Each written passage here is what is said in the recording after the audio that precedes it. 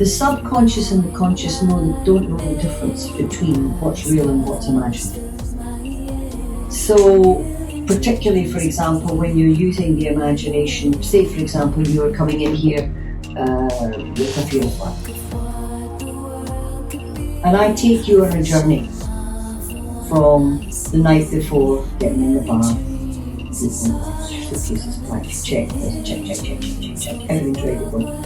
And the taxi's arriving at 5:30 in the morning. And then we're going to take a wee toot along to Glasgow Airport and we're going to get dropped off and we're going to check in. We'll go through the whole rigmarole to you, the moment that your bum hits the seat and you clip your seatbelt in. All the time you're busy using your seatbelt in. So that by the time I'm finished, you've been and done it. Yep. So welcome back everyone to another episode of the Mrs. Brain Trainer podcast. This week's guest, I got to speak to my mentor, Mo Farrington. Sadly, they just don't make them like Mo anymore in my opinion, and if you have someone like this in your life, then they're really rare, so cherish them, love them, adore them, and just download and soak up all of their greatness. The Mrs. Brain Trainer podcast probably wouldn't exist if I hadn't had someone like Mo in my life. When she came in a couple of years ago, she installed belief, she gave me confidence, and the power of a mentor is just not to be overlooked. In this episode, Mo tells us why you should never take no for an answer. We talk the power of imagination, authenticity, how just showing up as you are is the greatest gift you can give another person, but also it's easier. It's just less hassle to just show up and be who you are, because pretending and wearing a mask and trying to fit in and please other people, it's really quite exhausting. I really hope you enjoy this episode as much as I enjoyed making it. Every single moment spent with Mo is such a special moment in my life that I never take for granted. So if you enjoy it, please head over, write us a review, give us a rating, it really helps. Okay, so welcome back everyone to another episode of the Mrs. Brain Trainer podcast. This podcast would not be full had I not get to speak to the woman who set my own brain on fire and took it to another level. So today we're sitting in arguably the most beautiful therapeutic setting that I've ever seen and you've probably ever seen. And I bring to you the amazing Mo Farrington. Good morning. Good morning. How are you doing? Absolutely fine. Actually, this practice isn't nearly as nice as the last one. The last practice was a classic setting up in a farm overlooking Bridge of Weir and Quarriers, and it was just so stunning. In fact, if you look at my Facebook page, there's a picture at the top, and that's a picture of that practice room. And that was my favourite all-time practice room, but this one's pretty good. I remember literally I still get the same feeling. I remember the first time specifically, I felt like I was entering, I mean, this was built specifically for you. It's everything about it is you. It's so one of a kind, it's authentic, it's a little cocoon. It was designed by Leo. Oh really? And all I had to do was get it, and we did that. And she designed all the colours and the coordinates and all that sort of stuff, because she's awfully good at that. It's so lovely. So everybody that knows me has heard a Mo story and knows who you are and everything about you, but for any listeners that are going to be tuning into this, would you like to just say a bit about who you are and what you do? Well, I'm a clinical hypnotherapist of long standing, and I'm a bit smarter than the average bear. True. It's a vocation. It's actually becomes a way of life almost, doesn't it? It becomes a way of life, and it doesn't really matter what you're doing. It comes into it somewhere along the line, and you do it without thinking. You just do it without thinking, which is what makes it such fun. The thing is that if you tell somebody that you're a clinical hypnotherapist, I'm actually an advanced clinical hypnotherapist apparently. If you tell somebody that, they immediately go, "Ooh, are you looking into my brain?" No, I'm not. I might not be too sure what I might find in there. I love it. Yeah, you are one of a kind, it would be fair to say. And when I first heard about you, it was through a friend of mine called Julie Batchelor. And I hadn't seen Julie for a couple of years. And so we met up, we were having this lunch. She didn't know what I'd been up to the previous 3 years. And so I was telling her, and she says, "Oh, I keep seeing this woman on the circuit. She's got like a business, she's in networking and stuff."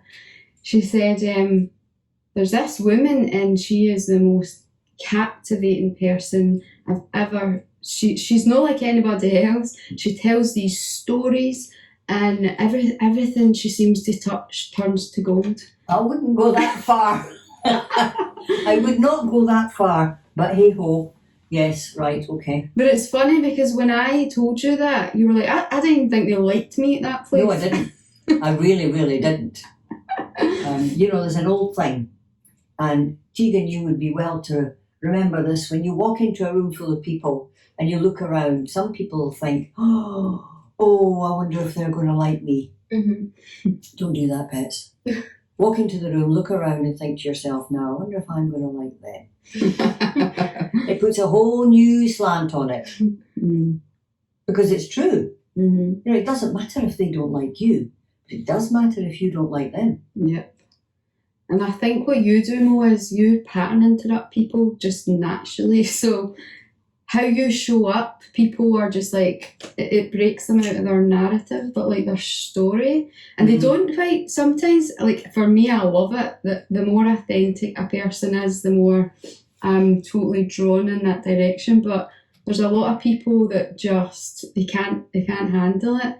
But you find it very funny to do things to people. And, you took me for a soup one day, and it was the most hilarious experience of my life. We're sitting having this soup, and it's basically cold and disgusting. So I tells Mo, thinking that we're going to do something discreetly about it, and she shouts for the lady in the shop, and she doesn't say a word. She just puts a spoon up and goes and puts it right up to her lips, and she goes, and the woman basically puts her tongue on it and goes, "Oh!" And Mo goes, "See?" And she goes, "You could have just told me." And Mo looks at me and goes, "Well, what fun would that have been?" I thought that was so hilarious. And that just describes you at a T, actually. I don't know if that's a particularly good description, but never mind. How do you obviously had to so you are very authentic, you're very unique, you're very different in style. You're just trying to embarrass me. I'm just speaking the truth. Or, but you embrace it, and I love that. And I think for young people, like, we are not educated to embrace you being who you are. Where have you always been that way? That's a hard one to answer, really. Have I always been that way? I've always felt that people go to an awful lot of trouble putting on a front. They really do. It's exhausting. And they go to an awful lot of bother trying to be something that they're not as well. That's exhausting too. So I try to avoid that if I can. I agree, it's the easy option. It's so much easier to just show up as you, just to speak your truth. Turn up. Because really, I think that people actually relate to somebody who's just that little bit different, because it makes them think. It does actually make them think. It's a bit like when you go and see an osteopath like Teresa, for example, and she'll say, oh yes, and she'll just go, that's her putting the body back into whatever it's supposed to be. If you turn up as a genuine, real person, which very few people do, that tends to have the same jogging effect, I think. I think so too. And people buy people. You've always taught me that. People buy people first, then they buy the product and or the service. Yeah. You will not buy from somebody that you don't particularly take to. You just won't. And I think like putting a front on or being false, People that can see through it. People can see through it. They know. Yep. So listen up, kids. You know, dogs. A dog knows whether you like it or not. I was walking past the hairdresser about 10 or 15 minutes ago, and I just went, and out he came. And there he is. You should see this dog. He's about 6 months old. In fact, he's not even 6 months old. Maybe he's 4 months old. His name's Patrick. And Patrick knows me. And he knows that I'll get down and dirty on the floor with him and play with him. And then suddenly the hairdresser goes into complete panic. We've lost Patrick. Oh, is Mo here today? Yes. Well, we know where to find him. You love dogs. I do. I've always loved dogs. Go on our Facebook that's like full of doggy pictures. Where does your passions and inspirations come from? Listen, you get inspiration from every single thing that you come across. You get, you can reel off people like Mary Lou Angelie. You can reel off Michelle Obama. You can find inspirational people. What's her name? What's that lovely lady that writes all these books? And she is also an actress. It's gone out of my head at the moment. But you get inspiration from all sorts of different people, but different situation and different things as well. I get inspired by the Titanic. Trains. Photographs. All that kind of thing will inspire you. It's things that capture your imagination. And I mean, we are in the business of capturing somebody's imagination. So there isn't any point in telling them a whole load of facts and figures. You might as well tell them a story, and it's so easy to tell stories. You're the story queen. I have been telling stories since I was probably about 16. And I've just developed the art of telling stories because I know that they will not forget the story. Do you remember the first time when I said you were climbing up the mountain? Yeah. Remember that? And the more relaxed you are, the better you feel. And you're climbing up the mountain, and when you get to the top of the mountain, you're a completely different person. It's the monkey in the mountain. Nobody ever forgets that story about the monkey in the mountain. Even the kids. Yeah. What about, do you want to talk about the imagination then, and how that plays part in the work that we do as hypnotherapists? The imagination, the subconscious and the conscious don't know the difference between what's real and what's imagined.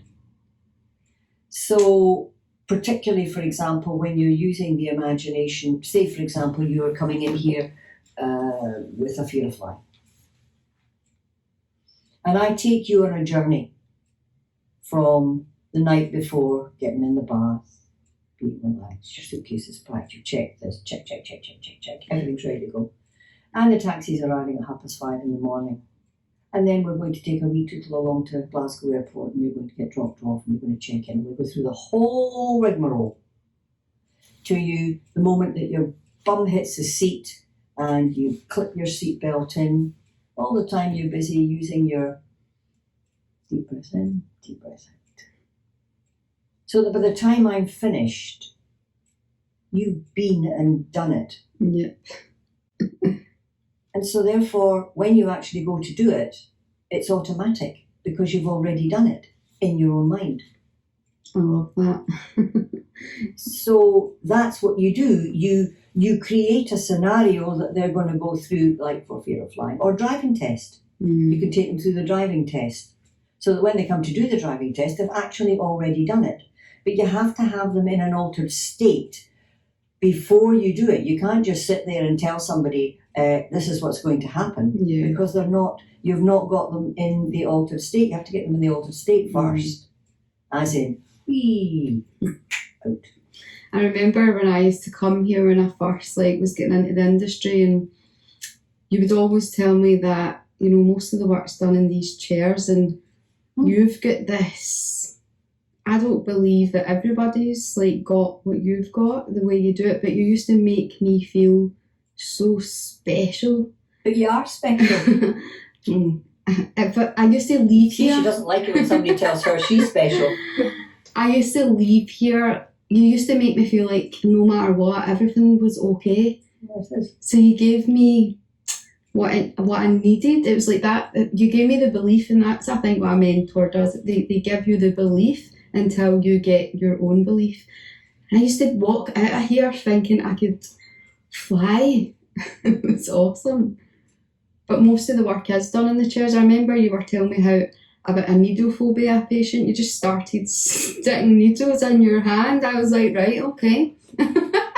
That's one way to kind of implant something in the subconscious minds, a bit of shock factor. Yeah, I do tend to think outside the box, and I have been known to do some pretty outrageous things, I have to be honest. Mm-hmm. Do you just tackle your humour? No, it kind of, it's a funny thing, it takes control of me. And I think the very first time that ever happened to me, I was about 15 years old, and I'd heard a conversation between my parents about someone that I knew who was married to a doctor in the Royal Infirmary in Edinburgh. And they were talking about the fact that she was going to die. Now, I've known this woman all my life, and I was just gutted. And that night we were going to the Norwegian Scottish Association dinner dance in Leith. Now, taking me to a dinner dance isn't a very good idea, because I'm like a square peg in a round hole, because I just hate that kind of thing. But I had to go. So I'm sat over in the corner, wishing that we could go home. And I looked across the room, and there was Mrs. Rex Circus, sat there looking beautiful. And Mrs. Rex Circus always reminded me of Anne Bancroft in a film called The Graduate. I don't know if you know that film, with Dustin Hoffman. The Graduate, yes. And I wasn't expecting to see her, because I knew she was so ill, and I'm looking at her, and the more I looked at her across the room, the more this thing activated in my stomach, and it just sort of got stronger and stronger and stronger and stronger, and there was nothing I could do. And I got up when the dance floor was full of people, and I started walking across the dance floor, and of course, guess what? The music stopped, and it just went, and I'm stuck in the middle, and I'm thinking, oh dear. So I eventually get there, and I'm standing in front of the table, because the tables are all the way around the dance floor, and she's looking at me, and I'm looking at her. And she said, hello. I said, hello, Mrs. Circus. What, can I do something for you? And I said, no. I've got something I have to say to you. Okay.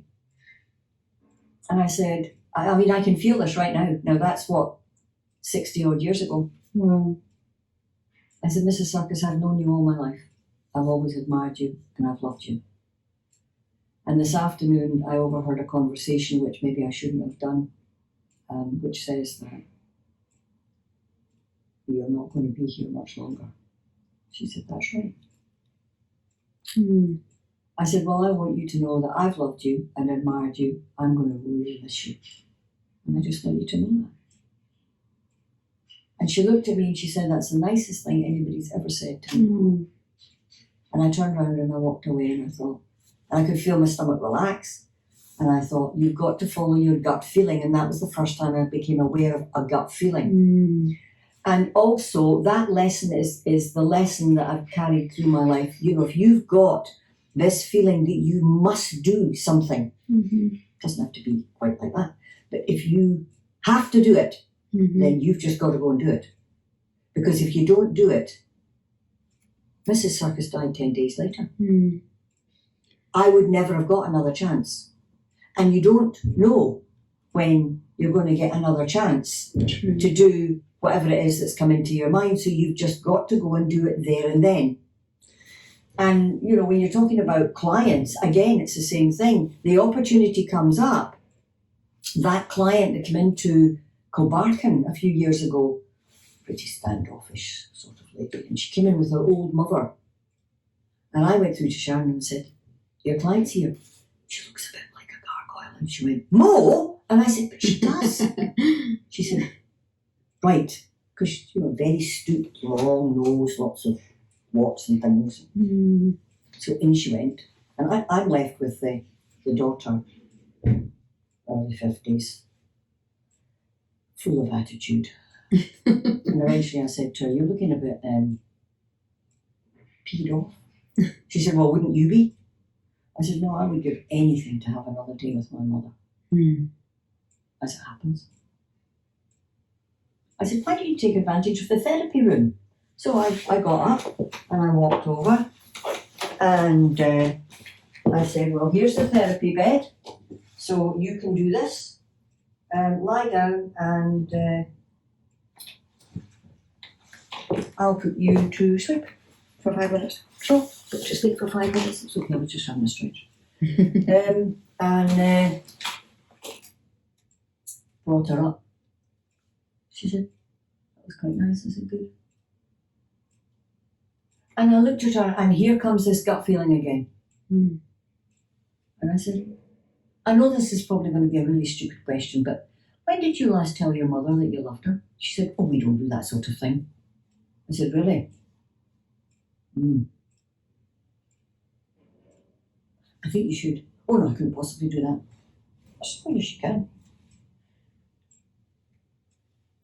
Sometime in the next week or so, an opportunity is going to come up. You will know it when you see it. You might be changing her slippers. You might be putting her foot down. You might be putting a cardigan over her shoulder. You might be combing her hair. I don't know what it's going to be, but it's going to come up, and you will know that moment when it happens.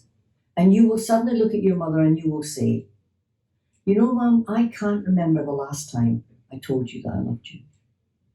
And then take it from there. And she went, I don't think so. 3 weeks later, she walked in, and I knew as soon as I saw her. And she said, hello. I said, I'm really sorry about your mum. She said, how did you know? I said, I knew when you were here. Did you not notice that I didn't make another appointment for her? She said, no, I didn't notice that actually. But that's right, you didn't. I said, no, I knew. I said, so it happened, didn't it? She said, yes, it did. And so these flowers are for you. And I said, thank you very much. She said, why did you do that? I said, well, it was nice for your mother, but I didn't really actually do it for your mother. I did it for you so that you could live the rest of your life with a different feeling to the feeling that you had when you came in here that day. Mm-hmm. Such a valuable lesson, and you taught me that so early on. You said, Mandy, if you don't act on that, you'll lose it, and you don't want to be doing that. So trust your gut, people. Like, it's so, your gut always knows as well. Absolutely. What's it to say? If you don't use it, you lose it.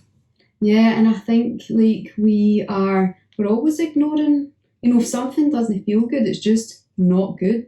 That's my belief now, and obviously it takes time to nurture and trust in that, but it strengthens, and then you just know, you just need to act on it and go through it, even if it feels a bit like uncomfortable. It's always the way. Gut feeling is your sixth sense. Mm-hmm. That's it. It's your sixth sense. It's there to protect. It's gut feelings, unconscious mind, call it what you like. Mm-hmm. It's there to protect you, mm-hmm. but it's also there to spur you on as well, because sometimes we need a little bit of a push. Yeah. Well, did you have any like positive influences growing up, or have you always been, you're very efficient, very effective? Winston Churchill. Never give up. Never give up. I've actually got a badge on my blazer there, which is a bulldog with never give up on it.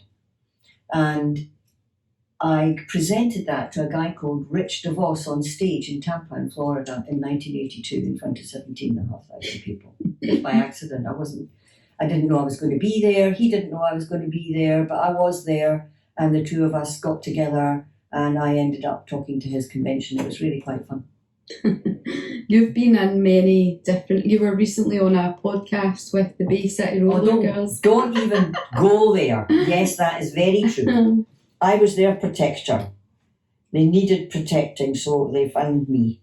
In that podcast I listened to, it was really great. You should go and check it out. It's on YouTube, I believe, and Facebook. If you go onto Mo's page, you'll find loads of amazing stuff there.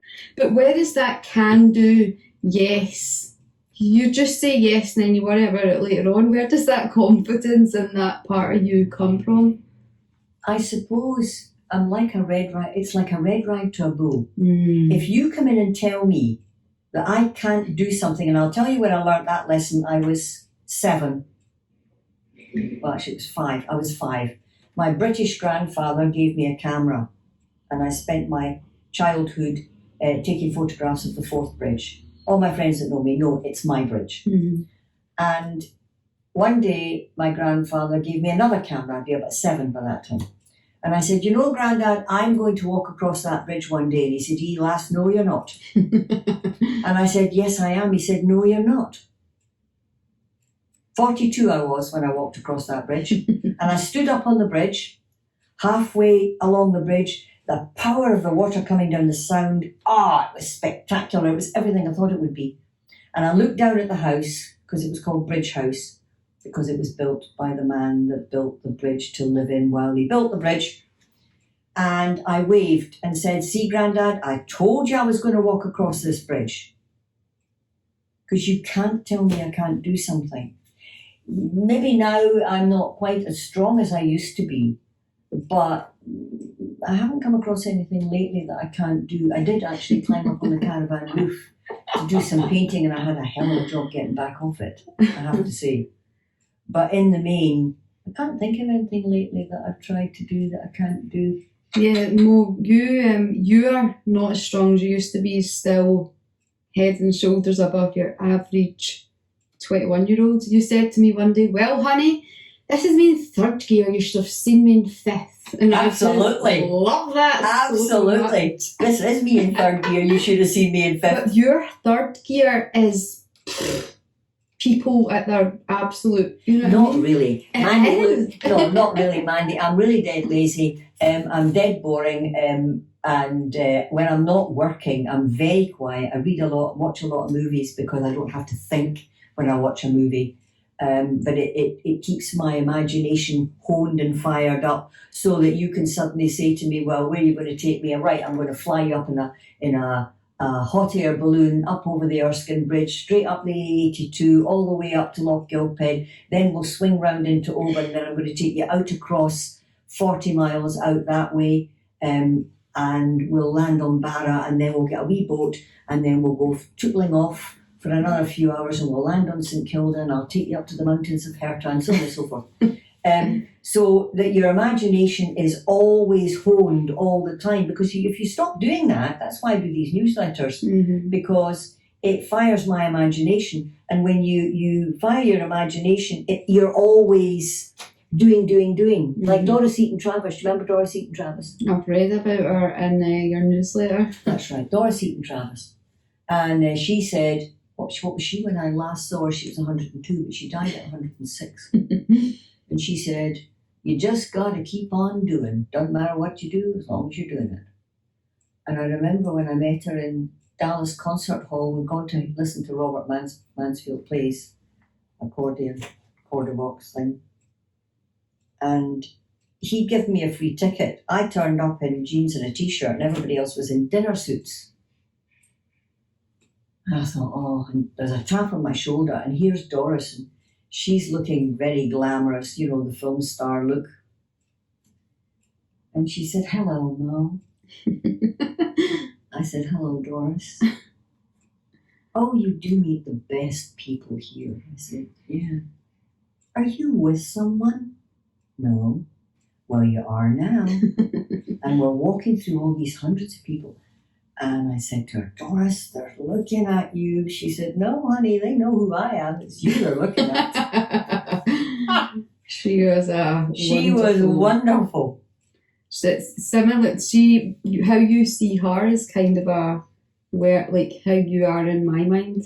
Like everything about you. What, a little old lady with grey hair in an evening dress? No, not me. Fascination, the attitudes. How important is attitudes? Attitude, right. Well, life is attitude. Mm. Attitude, you have got to get some attitude, because if you haven't got any attitude, you want to make some sort of an impact. Mm-hmm. All human beings want to make some sort of an impact. I'm not destined to be famous, infamous maybe, but I'm not destined to be famous. But certainly, I don't think I would want to be. Mm-hmm. But I am famous in a different way because of the different contacts that I've got. But most people don't know that unless it comes up in conversation. Mm-hmm. And I like to keep it that way because I feel it comes under the confidentiality clause. But I've always felt like that. That's how the Rollers and I got together, because they knew that they could trust me and that I would look after them and nobody would get near them. Nobody would ever know they were there. And they didn't. Yeah, your morals and your integrity It's important. It's everything. It is. Mm-hmm. Very, very important to me. Yeah. So reputation and integrity are paramount. Well, I can boast about you, so... Well, golly, you didn't. Within, literally 12 weeks, I think it was, you had flown Kelly T. Woods, my absolute hero, over to Scotland, and I'm in this hotel room with her. All I did was ask her. No. Well, this is such an important lesson, though. Mo brought these amazing people, and I was getting these master classes by people I would never in a lifetime ever probably get the chance. Well, not in the next 10, might take 10, 15 years or whatever, but that's an important thing you just said. People don't ask. And how do you do these things that may seem miraculous and amazing to other people? Is it a vision you've got? What's your process? Well, I figured she could only say yes or no. It was as simple as that. And that then, once she'd said yes, determined that we were going to do it in a Scottish castle because, Americans like Scottish castles. And Kelly was delightful. But, I mean, you saw her on stage with Mr. Nutty. Mr. Nutty. And Mr. Nutty went on a car trip with me the day before. There we are in the pouring rain taking pictures of Highland cows. And she got to stay in the banks of Loch Lomond and all sorts of different things like that, because I could pull out all these stops because she had used her air miles and come over to do what I'd asked her to do. And she did it out of the goodness of her heart, and I will be forever grateful. And so the rest of us that were there, it was unbelievable. It really was. It was spectacular. She's and to have her and Bob Burns in the same room was just amazing. It was great. So, no, I'll rephrase that, to have you in the middle of Bob Burns and Kelly T. Woods. It was just, it's an experience. Kelly and Bob, they're just incredible, different people. They're not your average. They're a bit like me. We're quite modest and we really don't think we're particularly special. We know we're good at what we do. But no, if we can inspire and if we can encourage someone to go on and become better and learn better. See, this culture of doing everything online, I don't suppose we should really get started with me on that one. Because you can't reach out and give somebody a hug online. You just can't. And so I know that a lot of my colleagues, including Kelly and Bob, do that. But, yeah. I agree. I feel like when I came out of hypnotherapy school, you were very early. You came into my life very early on, and, because of you you know, we've got the bed situation where most people hypnotise people in a chair, but Mo's got the most comfortable. Do you know how that happened? I do. Well, it's like everything else. It happened by accident. Just because I was trying to help somebody and I ended up with the bed of all beds. By God, that bed can tell some stories, let me tell you. Well, she put me in it, and Mo, being Mo, likes to shock factor me and presses a button and I start going she just liked to do that just for fun. Because what it does to the body Vibrates. is it vibrates the body to a certain level, and then when you switch it off, the body goes, settles. ooh. Oh, it isn't. It's absolutely amazing. Everybody needs an experience in that bed. I've went to places. You mean everybody should be in Mo's bed? Well, I don't know. That is maybe quite... I've actually slept in it once myself. Oh, yeah. Because I got locked in here. They didn't realise that I was still here, and they locked the outer door and I couldn't get it open, so I spent the night in here. Too funny. I got stuck in the lift yesterday. Oh, no. The power went off in the building. Oh, And Leo was in the lift with me, and she went, oh no, and I went, just... If there was two people I'd love to be stuck in a lift with, it would be you and Leo, because you would keep you going for a start. Leo just suddenly went, she said, oh no, I said, just relax, just take it easy, hold on a minute. Now, let's see if we can find the buzzer. And I pressed this thing, this klaxon, and it's going, wow, wow, Oh, wow. I gosh. said, that should pretty well wake up the whole building, and it did. Oh dear. Fun. No fun. panic. Good. Mo, what would you tell somebody who was a bit down in their luck? What would your first go-to piece of nugget of This too will wisdom? pass. This too will pass. I love that. I've used that so much in my own life. This too will pass. You told me one day I came to you for some advice because I was in a situation that wasn't great.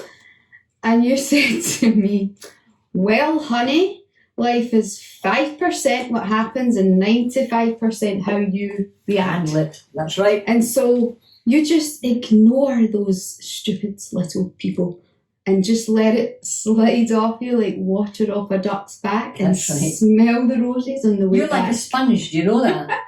Because they're behind you, honey, and you're not going that way. That's right. And do you know how everything you say to me just pacifies me? Because I trust, and everything you say is just gold, and it's You're amazing. trying to embarrass me again, Mandy.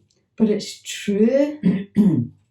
So thank you for that. That That's helped. all right. That's all right. How do you define success? And I don't even just mean in a materialistic way, like in a person. Contentment. I like that. Content it's as simple as that. Being content. You see, you can only drive one car, you can only sleep in one bed, you can only wear one set of clothes, you can only eat maybe 2 meals a day, and so on and so forth. And so you adjust yourself accordingly. So if you're down on your luck, maybe it's going to be scrambled eggs, poached eggs, boiled eggs, fried eggs, be in there for a while, because that's the cheapest thing, but you can be very varied with eggs. And you adjust yourself accordingly. When Verrington's burnt down, we had to adjust ourselves accordingly. And you know that you're going to get through it, but it's got to be one day at a time. You just literally don't look any further than that. It's got to be one day at a time. And if you've been to places like Africa, which I have many times, and you meet people in Africa who've got absolutely nothing, they're happy-go-lucky folks. They're happy for the sunshine or they're happy for the rain. They're happy if they've got water.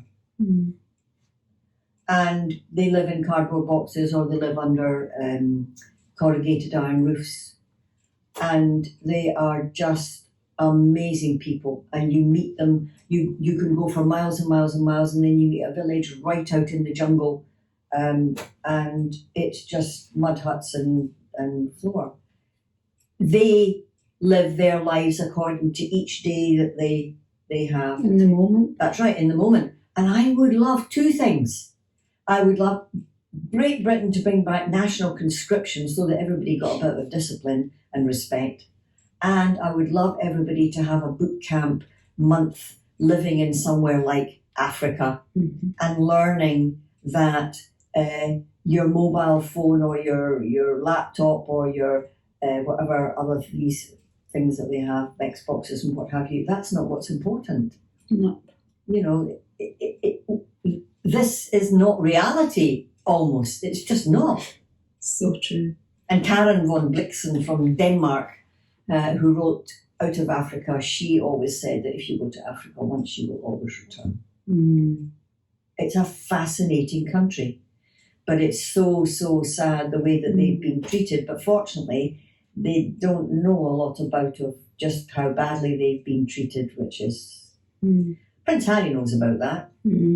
I love Prince Harry. Well, yes, certainly been different of late. But hey ho, it's being able to be content with the car that you drive, with the clothes you live, with the house you live in. Yeah, I agree. With everything you've got. Be content with that. Don't try and be like everybody else that lives next door that drives a bigger car or lives in a bigger house. I've been there, done that. And it's not reality. It doesn't feel quite right. If you're wealthy and you can afford to do it, fine. That's different, if you can. I like to measure things in how you feel about yourself when you're by yourself. Yeah. That to me is so important. Like, I don't care how many cars you have or, you know, whatever. If how you feel about yourself when you're by yourself isn't good, then start there. Start to build That's on a very good one, inside out. You taught me well. Was there been any standout moments in your life that, you know, changed things? Well, good or bad? I'm not going to talk about bad, am I? Everybody has bad things. I'm not going to talk about bad things. You learn from bad things. We learn more from being hurt than we do from not being hurt, because it's painful. What was it they say? The best love songs are written by a broken heart. It's an extreme emotion, just the same as love is an extreme emotion.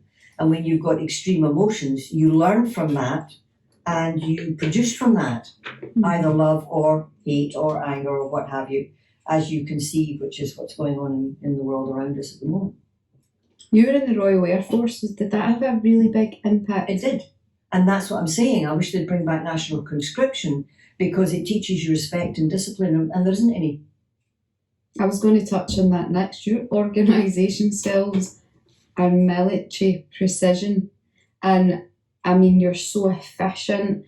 You are you just get things You done. have to be. Because after I was in the Royal Air Force, I was a wedding planner, the very first one in Scotland. And when you're dealing with a wedding, you have to make sure that every single detail is absolutely spot on.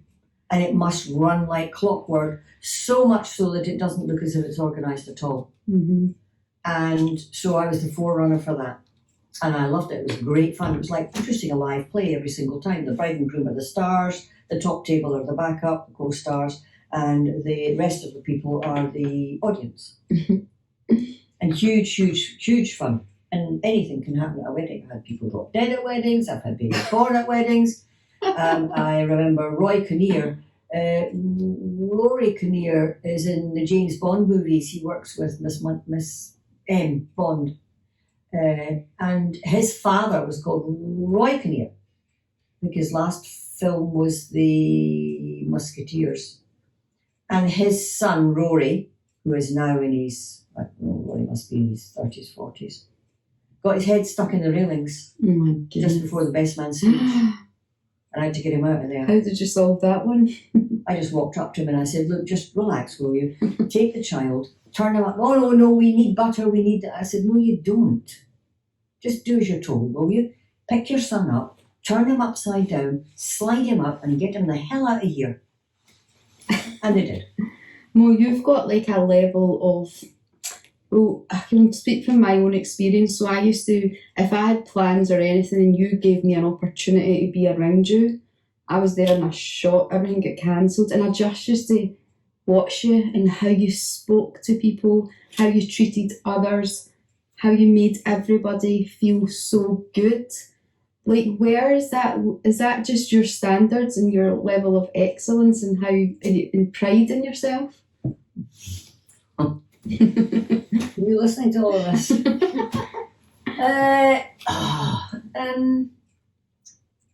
I don't know. I'm just being me. And have you always been that way? No, I don't think I developed into me until I was. I think we reinvent ourselves throughout our lives, Mm-hmm. and I think I've done it twice. If you've got any brains in your head and you know that you're being a complete and total prat, you've got to do something about it. And you've got to make changes. Mm-hmm. So I would say I did most of my changing when I was around about 18, 19, and then again when I was in my 40s. You know, you hone it. And then when I reached 60s, I thought, yeah, that's about right. I don't think I've got too much more to do. I'm quite happy with me. Mm-hmm. That'll be fine. Yeah, that'll do. I love that. Yeah. Like, I had such a rich experience because of that, so thank you very much. That's all right. Look how you turned out. Oh. Mo, what's one thing you wish you knew when you started out? Oh, what did I wish? You mean for as a hypnotherapist or life in general? Or both? Well, sadly, people aren't always what you think they are. Mm. And I'm very naive from the point of view, I take people on face value. That's my biggest issue as well. And so that has caused me a problem throughout the years simply from the fact that deep, deep disappointment. Mm-hmm. Deep, deep disappointment. That, and you know, I can't understand sometimes why or how people can behave. I mean, at the moment, for example, we're looking at, and I think it was somebody in one of the Scottish villages said recently, it's a different breed of people that are coming to visit the Highlands at the moment. And the mess and the destruction and that they're leaving behind is just unprecedented. And you think, how can people be like that? Mm-hmm. It's like the respect's gone for. Yeah. How can people behave like that in the natural beauty of our country? Mm-hmm. I just don't understand it. Mm-hmm. I do not understand it.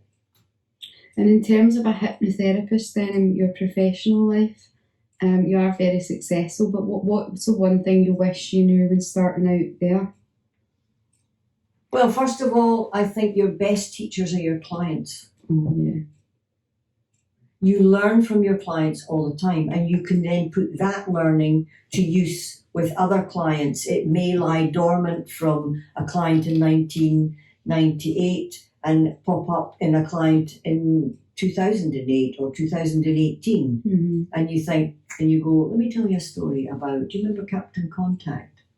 And so on and forth. Do you remember Captain Contact? Mm-hmm. No, Captain Contact. This boy came to see me, and he was quite tall. Legend of the Great Unwashed. And his mother brought him in, and she said, do you remember him? And I went, mm-hmm, I do. And he's sort of standing there, hanging his head. So she said, do something with him. And I said, be careful what you wish for. So she left. So he sits down, and I said, well, you've fairly grown. He said, do you remember me? And I said, of course I do. You were about 12, and you were on a skateboard. He said, yeah, your dog didn't like it. I said, no. Dexter was that size, the skateboard was that size, and the wee dog was frightened, so he went, "Arr." He said, how is he? I said, sadly, he's not here anymore. But anyway, so I said, so what do you want me to do with you then? Do you want me to beat about the bush for 2 or 3 appointments till I get to the nitty gritty? Because I already know what's wrong with you. Or do you just want me to sort of like hit you on the chin with it? And he went, well, how do you know what's wrong with me? I said, because I know your mother. How did you know? I said. So anyway, we did a couple of sessions, and that was fine. We're getting on fine. And then on the third session, he's lying on the bed, and he had his geeky glasses off. His long, unwashed hair was back. And I'm looking at him and I'm thinking, actually, you're quite a good-looking bloke. I hadn't noticed. So he woke up and I said, don't get up. I said, you're quite a good-looking bloke. Did you know that? And he went, no. I said, well, you are. I said, you ever heard of a film called The Graduate? He went, no. I said, never mind. So I said, do you wear contact lenses ever? Uh-huh. When I go out with my parents. I said, other than that, no. I went, right, okay, we're going to do a wee trick. So I said, so watch my finger and follow it down and go straight back to sleep. So I invented a character called Captain Contact. And Captain Contact was him with his contact lenses in. And he was everything that he wasn't. He was suave, he was debonair, he had a lovely styled hair, cut, clean.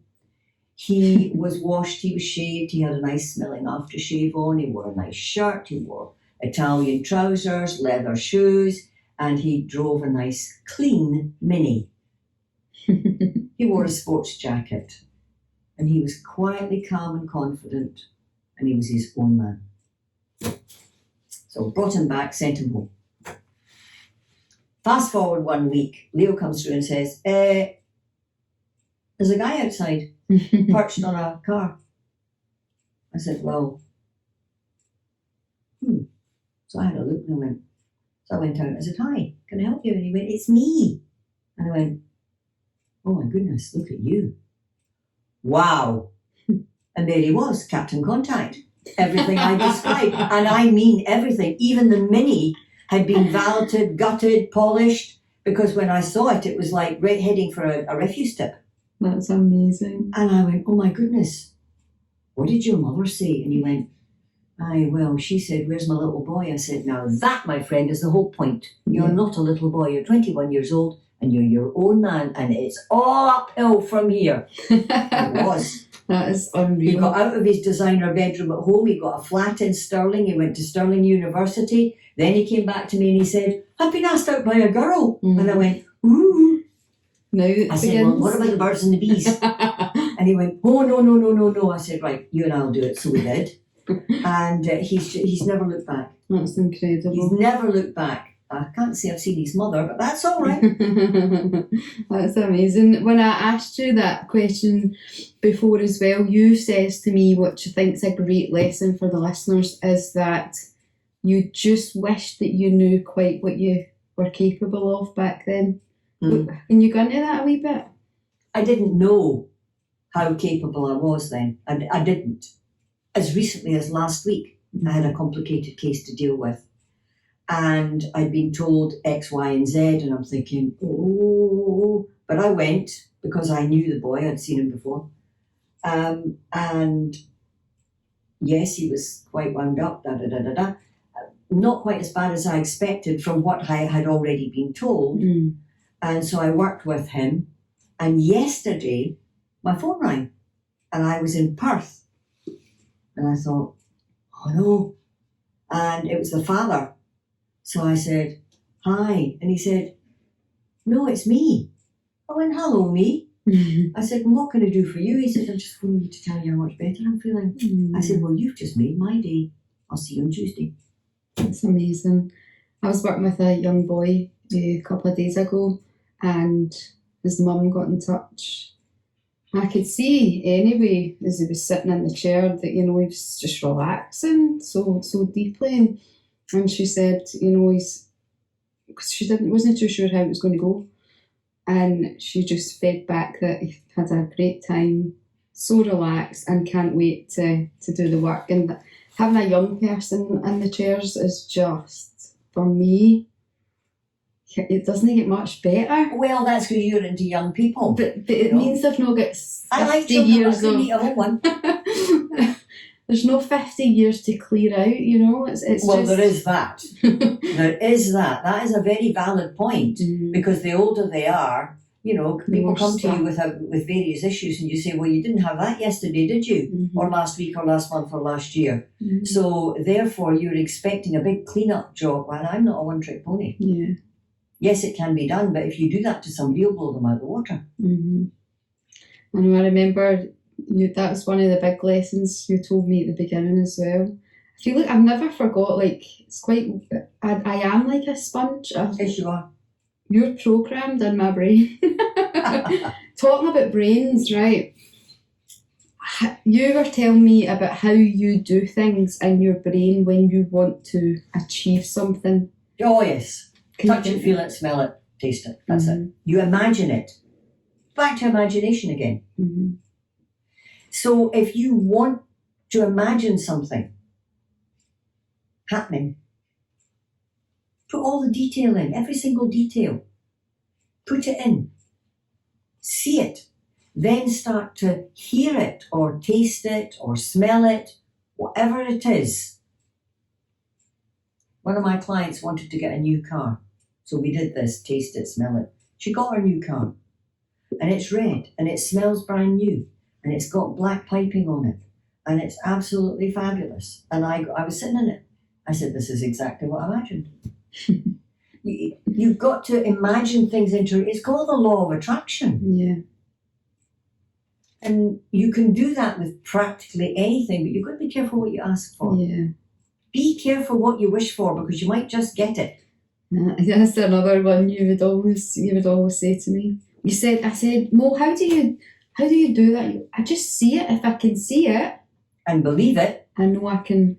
And it's so true. And I don't want people to get that mixed up with, you sit all day and say, I want to win the lottery, and it happens. But what the imagination does is it provokes the right emotions that's going to give you the drive and to persist and proceed ahead. Persist and proceed. Very good. Well, what do you do to relax? I already told you 10 minutes ago. I watch movies. I'm a huge movie fan. I really like movies, but I'm the one that sits at the end of the movie and I watch all the credits. I want to know who did the music. I want to know who did the editing. I want to know all that detail if it was a particularly good film. And I use movie music all the time. I use it on my radio show because I'm not doing weddings anymore, and I used to use it for weddings, movie music. There was a fantastic piece of music by James Last, which may sound very odd, because we did the whole thing. So you would come to me and I would do everything. And you would walk down the aisle to this piece of music called Love Must Be the Reason by James Last. And it was perfect. And so I've got this huge collection of music because I would do the music in between and the signing of the register and all that sort of stuff. And so I still have the collection, which is 40, 50 years old, I think. And I use it on the radio show. But at the moment, we're not on the radio because we're not allowed in the hospital. So we can't get into the studio. Some of the guys have managed to get it up online and they're doing it online. But again, I don't want to know. Yeah, I don't want to know. Mo says to me, you can't get a haircut online. No, you can't get a haircut online. Oh, I love that. No. So I'll wait till we can get back into the studio.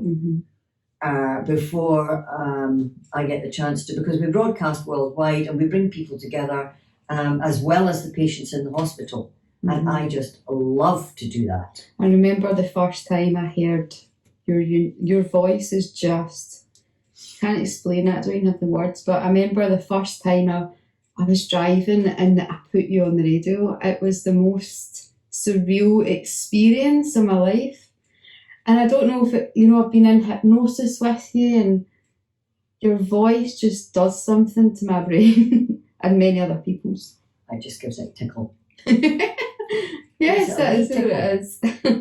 What would you say to someone who is sitting right now and they want to change their life? Where should they start? At the beginning. To begin is half done.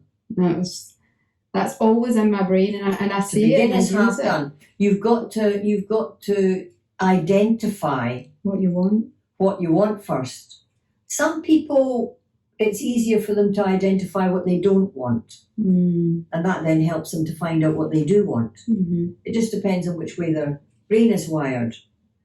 But you've got to have a vague idea of where you're going, you know. You can aim for the moon, and if you miss it, you hit the stars, fair enough. Mm-hmm. But you've got to have an idea of what it is you want to change. Yeah. And, you know, people stay, or they did in my day, they stayed in jobs for 30, 40 years. I never did. If you don't like what you're doing, then change it. And they say, oh, but you can't get a job. Yes, you can. Yes, you can. Tell you this last one. While I was waiting for Ferrington's to open, so that would be about 1998, and I'd moved through from the east to the west. And so I said to Gareth, well, I'll take your bedroom, and I'll need to go and get a job for the meantime while I'm waiting for Ferrington's to be made ready, because it was in Castle Terrace at the end of Bridge Weir there. Stunning. So I went into Glasgow and I got this part-time job selling gold cards for a hotel chain. Fine, I could do that with my eyes shut.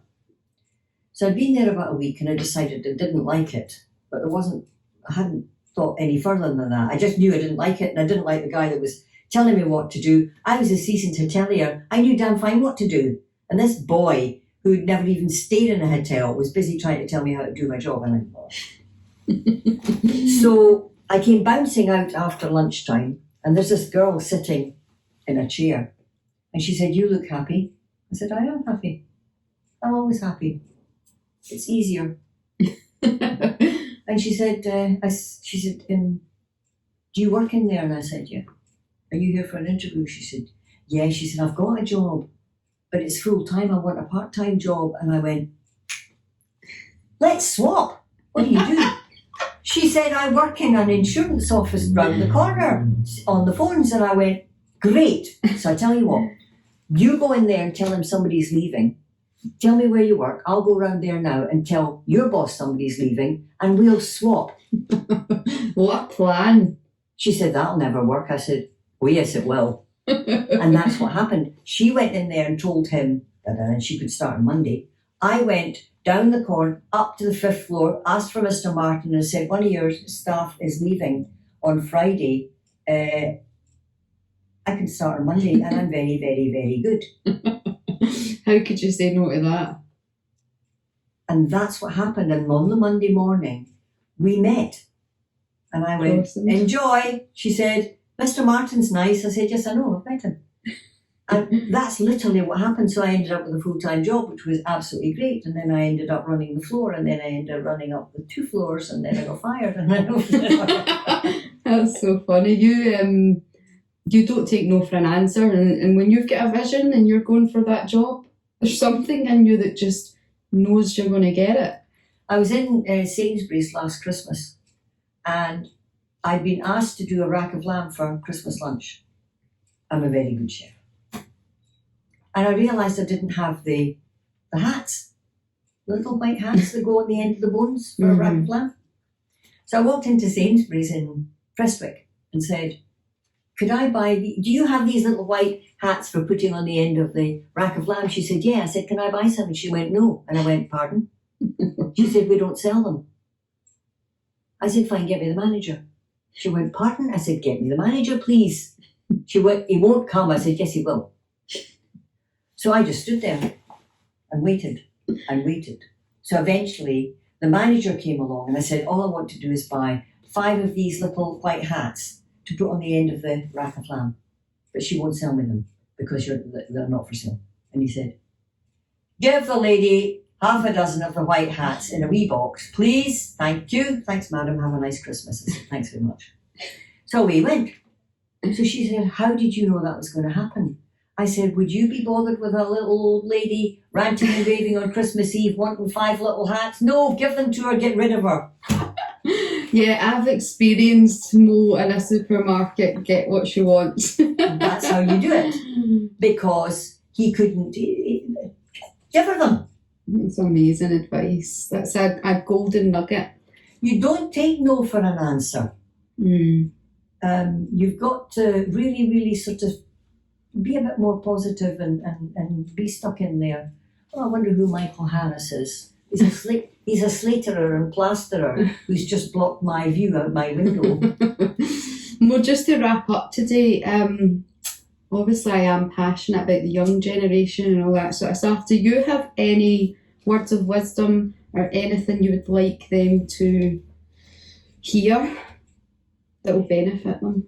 Yeah, are you talking about kiddywinks or teenagers or what? Probably teens when they're going through that tough stage of their lives. And Well, if I can make it, you can make it. there you go. If I can make, I got through it, and being a teenager for me was not easy. Mm-hmm. It was very, very hard being a teenager. I didn't like it at all. I didn't like any aspect of being a teenager. I hated it, absolutely hated it. It's one of the reasons I joined the Royal Air Force. Mm-hmm. Because I wanted to slot from teenager to adult pretty damn quick, and that happened like that. Mm-hmm.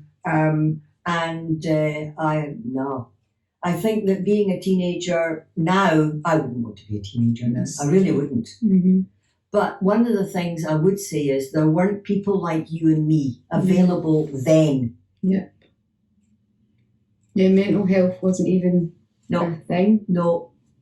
We didn't have anybody to turn to. We didn't have anybody that we could talk to that would talk any sort of form of common sense.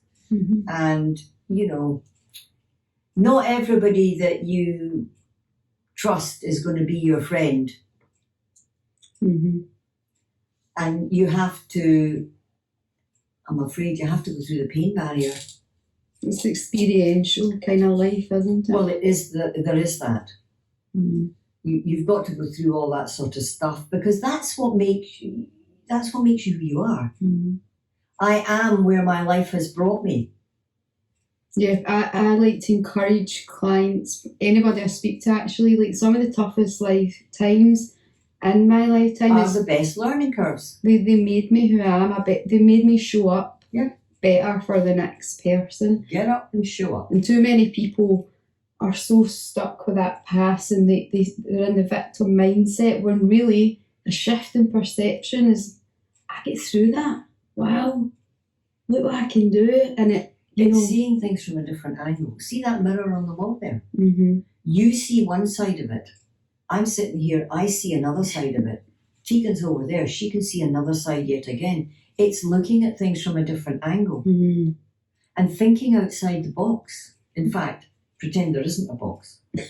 Wayne Dyer, favourite quote, when you change the way you look at things, the way you look at things change. That's right. Well, that's a nice ending, actually. And, you know, the reason this podcast exists is because I love speaking to interesting people about interesting things. And this has been a very interesting conversation. You've changed my life, and that is, I don't say that lightly at all. And people listening, is some of the things the life lessons you've dropped today, they're simple. And people complicate things, but you simplify it, and I think it's simple, stupid. That's what it says, KISS. I love it. Thank you so much. I get emotional when I tell you I love you, and thank you for just being you. That's all right. And we'll just wrap up there. I hope you enjoyed the episode, and if you did, if you can head over and give us a little rating or a review, it really helps to get this in the ears of those who need it. Thank you very much. And thank you. Done! Yay! Oh, talk about embarrassing. Magic Mo, I'm going to call it. Is that what you're going to call it? Well, I'm going to go and check to see if that client's been in touch. How are we doing? Thank you very much. Oh, we're doing absolutely fine. So let's see if we can find out if she's been in touch yet. I don't think so. Magic Mo. Done. No, not yet. That's fine. Right, I'm Plenty time. Make sure I say this. Ooh. Well, have an awesome day. I'm just going to... Stacks of time, you don't need yours. I like your trousers. Thank you. You're looking well. You're really looking well. How have you been feeling? I'm fine. How did you get your bloods in that scan? You wait. They stick needles in you and they say, we'll let you know. And so far I have heard nothing. So that's fine. I mean, just if you weren't who you were though, that's not good patient care. Well, there is that. I've learned over the years that this too will pass, and I've learned that